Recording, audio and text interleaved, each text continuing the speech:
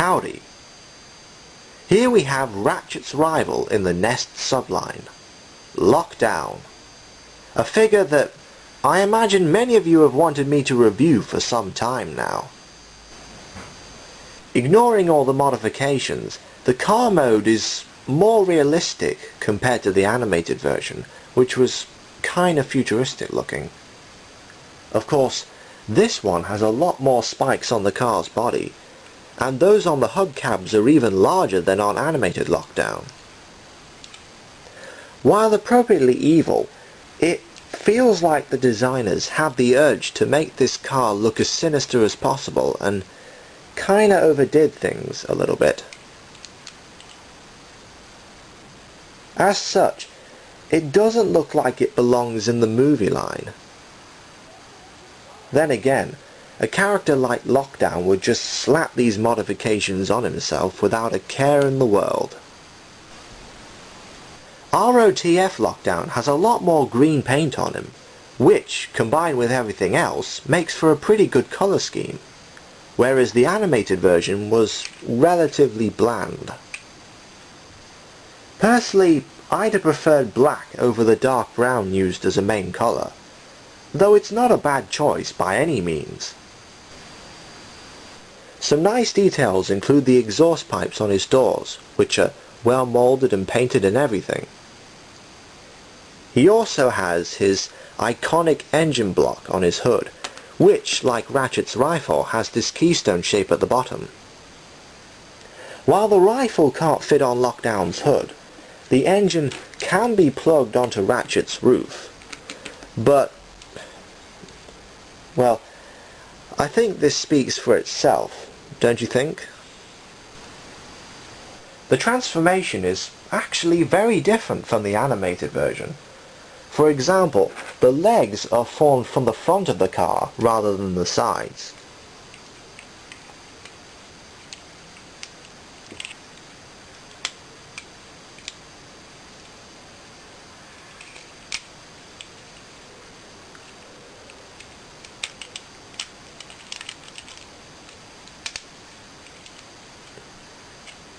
Be careful of the arms popping off during transformation.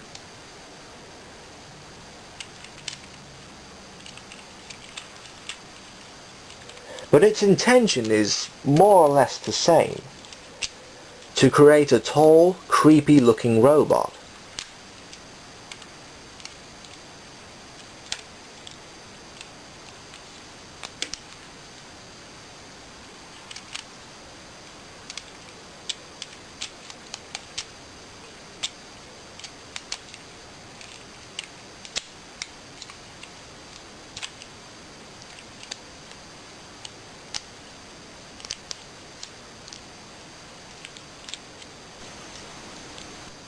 Which it does very well.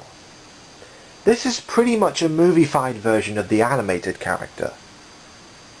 As you'd expect, he's a lot more messy and kibbly than this figure, which is exactly how he'd look in real life. Also, in keeping with the character's traditional aesthetics, from the waist up, he's mostly asymmetrical. Below that, he's mostly the opposite, aside from his kneecaps. There are some new design elements too. Aside from the movie-style chicken walker legs, he has Frankenstein bolts on his chin. His left arm isn't so crooked because it folds out all the way, an improvement over his predecessor. And his hook permanently replaces his right hand. It isn't a separate weapon. Shifting gears for a second, the hook and the hand are made of soft rubbery plastic.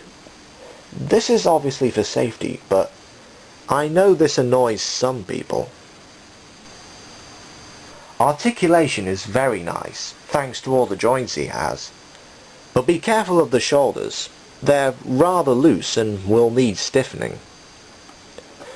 This is also where some of the asymmetry works against him. Because of this piece here, his right hip is even more restricted than his left hip.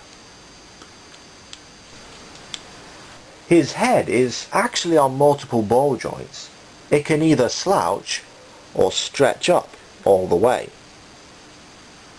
If you extend his legs as well, he actually stands taller than animated Lockdown, if only slightly. In his normal stance, he still towers over most Deluxes and is roughly Voyager sized. Lockdown has two Mecha-Life features: the rotating bones in his thighs,